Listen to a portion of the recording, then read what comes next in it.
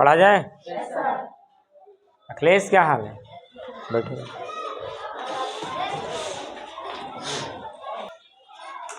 दे दो उनको tiffin. Tiffin आओ ले जाओ। इन सबका समय लगेगा अभी 10 मिनट। तो बेटा हम लोग पढ़ रहे थे सामाजिक अध्ययन। क्या पढ़ रहे थे? सामाजिक अध्ययन। सामाजिक विषय, सामाजिक अध्ययन, सामाजिक विज्ञान, जो भी कहना आपको, बात एक ही है। थोड़ा सा केवल अंतर है, बस बात बाकी सब एक ही है। तो अगर बात की जाए सामाजिक अध्ययन में, तो उसको हमको पढ़ना था जो आपके जो कोर्स सिलेबस में है, वह था भूगोल, इतिहास और नागरिक शास्त्र, जियोग्राफी, हिस्ट्री एंड नागरिक शास्त्र क्या कहते हैं? सिविक्स। क्या होता है? सिविक्स। तो भूगोल लगभग खत्म हो गया, 3-4 टॉपिक और बाकी हैं। 3-4 टॉपिक। इतिहास पढ़ाते हैं, मजा आएगा इतिहास पढ़ने में अगर सब लोग इंटरेस्टेड रहोगे तब। कैसे लोग थे पुराने जमाना में? कहा जाता है कि हमारे जो पूर्वज हैं वो आदिमानव हैं। क्या है? आदिमानव हैं। हम लोग जो संतान है, किसकी संतान है? आदिमानव की संतान है। हमारे जो बाबा दादा परदादा, बाबा तो नहीं है ना, परदादा जो थे वो कैसे थे? आदिमानव थे। क्या थे? तो कैसा था उनका जिंदगी, कैसे वो लोग जीते थे, क्या पहनते थे, क्या खाते थे, कहाँ रहते थे, क्या पढ़ते थे, क्या लिखते थे, और इत्यादि चीजें सब। क्या वो लोग भी शाकाहारी थे हम लोगों की तरह, कि फिर मांसाहारी थे? क्यों? क्योंकि आग का आविष्कार बीच में हुआ है ना। इससे पहले अगर आग नहीं था तो लोग पकाते कैसे थे? क्या कोई सोलर सिस्टम था उनके पास में, कि फिर फल फूल वगैरह ही खाते थे? तो इतिहास को बेटा हिस्ट्री कहा जाता है। क्या कहा जाता है? हिस्ट्री। अगर बात की जाए हिस्ट्री, तो शुरुआत आपकी बेटा जो होना है वह ये होना है कि जो आप जहाँ पर रहते हो, जिस देश में, इंडिया में रहते हो, और इंडिया का नाम इंडिया कैसे पड़ा? क्या पहले ही नाम इसका इंडिया था? क्या कारण था कि इसका नाम इंडिया पड़ा? तो अगर देश के नाम की बात करें, किस देश का नाम पड़ा, तो इंडिया शब्द इंडस से निकला है। किससे निकला है? इंडस से। इंडस से निकला है, और जिसे संस्कृत में सिंधु कहा जाता था। क्या कहा जाता है? सिंधु कहा जाता है। लगभग 2500 वर्ष पहले, लगभग उत्तर पश्चिम की ओर से आने वाले ईरानियों, किधर से आए थे? उत्तर पश्चिम की तरफ से आए थे ईरान के लोग, और यूनानियों ने सिंध को हदोस, क्या कहा? हदोस या फिर इंदोस। किसी किसी किताब में हदोस लिखा है, किसी किसी किताब में इंदोस लिखा है। तो आपको जानकारी दोनों रखनी है। क्या रखना है? किसने कहा था? उत्तर पश्चिम की ओर से आने वाले ईरानियों और यूनानियों ने क्या कहा इसको? हदोस या हाँ इंदोस, है ना। हाँ, सिंध को हदोस या इंदोस, इस नदी के पूर्व में स्थित भूमि प्रदेश को इंडिया कहा। जो सिंध नदी को इन्होंने हदोस कहा या फिर इंदोस कहा गया। दोनों चीज मैंने देखा है किताबों में, है ना, और दोनों का तर्क बहुत सही है आपस में। तो हदोस भी कहा, और किसने कहा? कहां से आए थे? उत्तर पश्चिम की तरफ से। देश का नाम उसमें कहीं उल्लेखित नहीं मिला है ना। उत्तर पश्चिम की तरफ से आए हो। जैसे भी कोई यहाँ से आए आपको, तो क्या कहोगे? या तो इधर से आए हैं, तो इधर से, या तो सामने से बताओगे, है ना। कहाँ से आए नहीं पता है, पर किधर से आए चीज पता है। तो उत्तर और पश्चिम की तरफ से आने वाले ईरानियों और यूनानियों ने जो सिंध नदी थी, सिंध नदी से ही पूरे यहाँ के लोगों का कहा जाए कि जीवन यापन था। भाई पानी बिना से बेकार है। तो सिंध नदी आए, और सिंध नदी का पानी कैसे था? मीठा था। क्या था? मीठा था। मीठा मतलब पीने योग्य था। ठीक है बेटा। तो जब ये आए तो इन्होंने सिंध नदी को इंदोस कहा, हदोस कहा। क्या कहा? हाँ।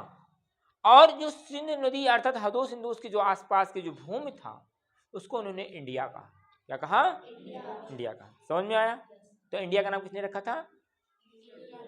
ईरानियों ने। और ईरानी लोग जो थे बहुत ही वैज्ञानिक थे, बहुत ही तेज थे, जितना भी था उनके पास से सारा ज्ञान था। अभी भी देखो कहा जाता है यूनानी शब्द है ना, ग्रीक शब्द कहा जाता है, जब आप पढ़ोगे केमिस्ट्री में तो उसमें रहता है चीज। ठीक है बेटा, आगे बढ़ते हैं। ठीक है, अब कहा गया कि स्थित भूमि को क्या कहा? पूर्व में स्थित भूमि को। कहां पर? भूमि को इंडिया कहा। भारत नाम का प्रयोग उत्तर पश्चिम में रहने वाले लोगों के एक समूह के लिए किया जाता था। अब इंडिया तो हो गया, अब भारत कैसे पड़ा? तो भारत कैसे पड़ा कि जो यहाँ पर उत्तर पश्चिम में रहने वाले कुछ लोग थे उन्हीं को भारत, वहां पर रहने वाले लोगों को क्या कहा गया? ठीक है, उत्तर प्रदेश रहने लोगों के लिए एक समूह के लिए किया जाता था। किसका प्रयोग? भारत का प्रयोग। इसके लिए भारत का प्रयोग। जैसे ऐसा लोग कहते नहीं है बलरामपुर को बलरामपुरिया हुए, है ना? कहाँ का बलरामपुर लड़का वो आ नहीं आया है ना? जो और कोई कहता है महाराजगंज का महाराजगंजिया हुए, है ना? सीतापुर को सीतापुरिया हुए, गोंडहा हुए, है ना? लखनऊ वाले हो, हमें पता है सब कुछ। ठीक है बेटा, तो वहां पर कनपुरिया हुए, है ना? बनारसिया हुए। ठीक, जान पाए? तो रहने लोगों के लिए एक समूह के लिए किया जाता था। इस समूह का उल्लेख संस्कृत की आरंभिक, संस्कृत का आरंभ लगभग आज के 3500 वर्ष पूर्व से कहा देवी देवताओं का था। लेकिन जो इतिहास बुक में लिखा है लगभग 3500 वर्ष पूर्व जो संस्कृत था, संस्कृत विषय नहीं बात कर रहा हूं, 3500 वर्ष पूर्व लिखित जो वेद था, वेद कितने हैं? 4। कौन कौन से? ऋग्वेद, यजुर्वेद, अथुर्वेद और सामवेद। सोम नहीं, साम। क्या है? अभी आगे जब चलोगे तो बताया जाएगा कि ऋग्वेद का क्या काम था, यजुर्वेद का क्या काम था, सामवेद का क्या काम था और अथर्ववेद का काम क्या था। भाई जब एक वेद आ गया ऋग्वेद तो फिर दूसरे की जरूरत क्या है? तो कुछ ना कुछ जरूर रहा होगा।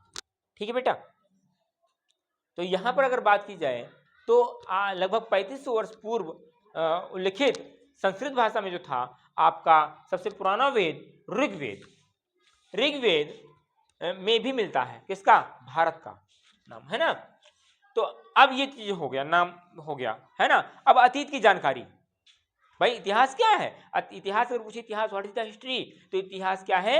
The knowledge of past. क्या है? पास्ट की जानकारी, पास्ट का ज्ञान, बीते हुए समय का ज्ञान ही क्या कहलाता है? इतिहास कहलाता है। एक भाषा में कहोगे अतीत की जानकारी। क्या होता है? Knowledge of past. तो अतीत की जानकारी हम कैसे कर सकते हैं?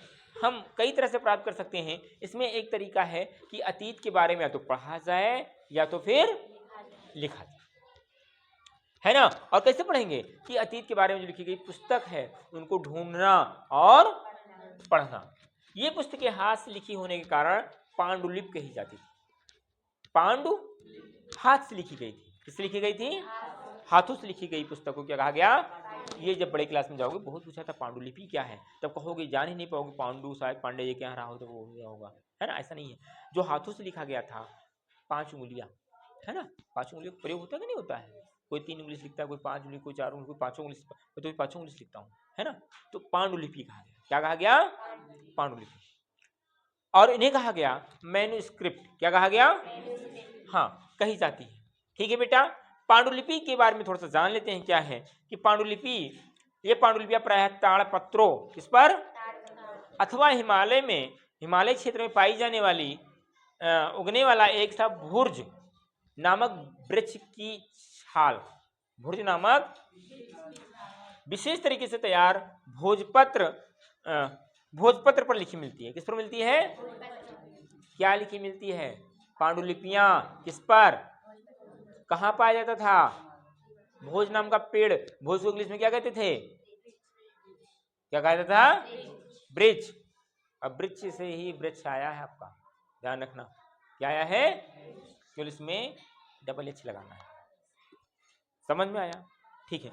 वृक्ष भुर्ज नामक पेड़ की छाल से विशेष तरीके से तैयार भोजपत्र अर्थात वृक्ष बार्क पर लिखी मिलती है। ये पांडुलिपियां कहाँ पाई जाती थी? मंदिरों में कहाँ पाई जाती थी? क्या हुआ? मंदिरों पर पाई जाती थी। कहाँ पाई जाती थी? जैसे अभी भी जो पुरानी किताबें हैं वो कहाँ पाई जाती? रामायण हुआ, गीता हुआ, कहाँ पाया जाता है? मंदिरों में पाया जाता है ना। कुरान कहाँ पाया जाएगा? मस्जिद में पाया जाता है ना। तो ऐसे ही कहा जाता है जो किताबें थी, अब भाई घर में गुरुखेर वो बात अलग है, पर सब घर में नहीं पाई जाती है ना, सब घर में रामायण नहीं पाया जाता है, छोटा मोटा उसका अंश रहता है, लेकिन अगर बढ़िया देखा जाए तो मंदिरों में पाया जाता है। ठीक बेटा, बड़े मंदिर की बात हो रही है। तो विहारों में प्राप्त होती हैं। इन पुस्तकों में धार्मिक मान्यताओं व व्यवहारों, राजाओं के जीवन, औषधियों तथा विज्ञान आदि सभी प्रकार के विषयों की चर्चा मिलती है। प्राकृत भाषा का प्रयोग, अब भाषा कैसे प्रयोग होता था इन लोगों का, प्राकृत भाषा था। क्या था? प्राकृत भाषा था, हिंदी भाषा नहीं था, प्राकृत था। हम आपको बताएंगे भाषा का उदय कैसे हुआ, पाले आया, प्राकृत आया, है ना, बहुत दिन बाद जब जाके हिंदी भाषा का प्रयोग हुआ। किसी दिन लैब में, टीवी में, आपके उसमें या मोबाइल में कभी दिखाएंगे कि प्राकृत भाषा है क्या, कैसे बोली जाती थी। प्राकृत भाषा का प्रयोग आम लोग करते थे। कौन करते थे? अब आता है इसके बाद में, पहला हमने बताया पांडुलिपि। पांडुलिपि क्या है? क्या है बेटा पांडुलिपि? हाथ से लिखी हुई पुस्तकें। किस पर लिखी जाती थी? हिमालय पर्वत पर, हिमालय की तरफ पाए जाने वाले भुर्ज नामक वृक्ष की छाल से, भुर्ज नामक, और जो उस पर लिखा गया उसे ताड़पत्र कहा गया। क्या कहा गया?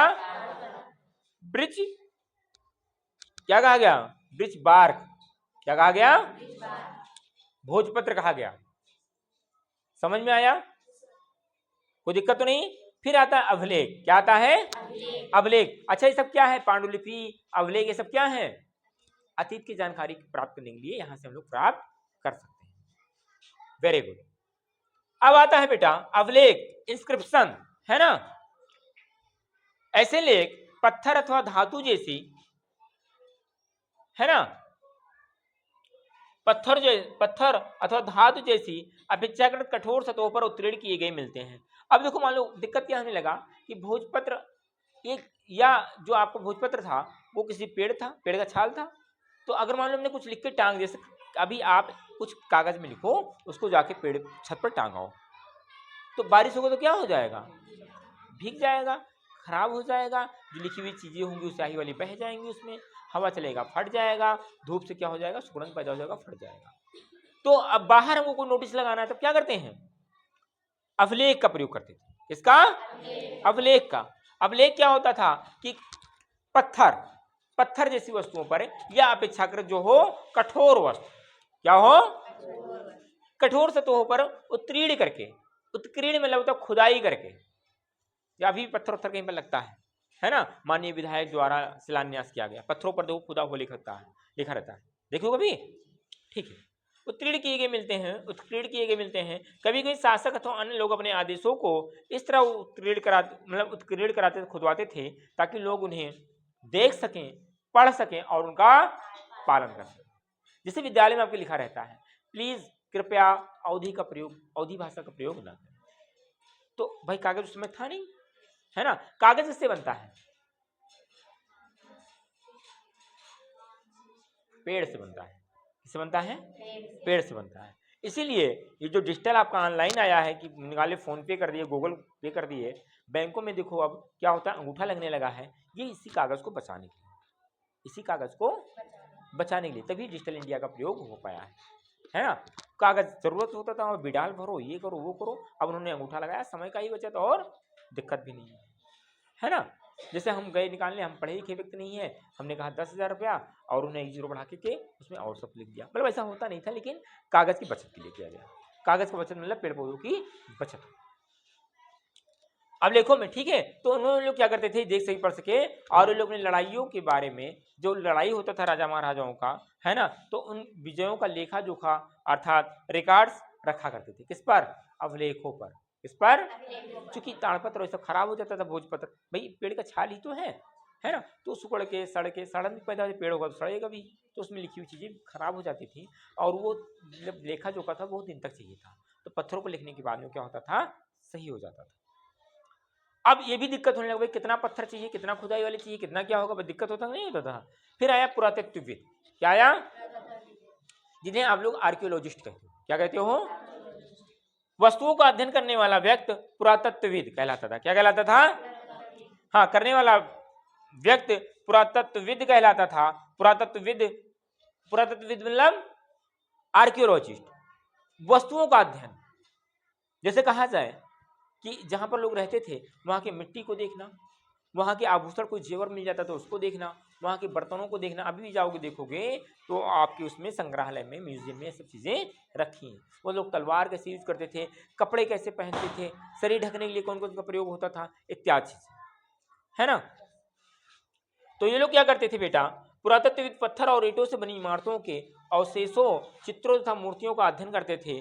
वे औजार क्या करते थे, औजारों, हथियारों, बर्तनों, आभूषणों तथा सिक्कों से प्राप्त के लिए छानबीन तथा खुदाई भी करते थे। पुरातत्वविद जानवरों, चिड़ियों तथा मछलियों की हड्डियां भी ढूंढते थे। पुरातत्वविद वाले क्या करते थे, ये अभी भी जो आर्कियोलॉजिस्ट होते हैं ये सब ढूंढते रहते हैं, है ना, कि अब इसके बाद में क्या है, कैसे क्या है। तो क्या क्या करते थे लोग, आभूषणों को देखते थे, मछलियों की हड्डियों को देखते थे, और पत्थरों को देखते थे, और है ना, तो इन सब चीज़ों को देखकर पता लगाते थे लोग खाते क्या थे, पहनते क्या थे, रहते कैसे थे, और क्या क्या काम होता था। ठीक है बेटा, इससे उन्हें मदद मिलती थी। और अतीत में लोग क्या खाते थे, मछलियों की हड्डियों भी देखते थे। अब इसके आगे कल पढ़ेंगे, जाके आप लोग भोजन कर लो, और फिर अगली पढ़ाई नेक्स्ट डे में होगा। इसके बाद फिर से पढ़ाएंगे हम आपको।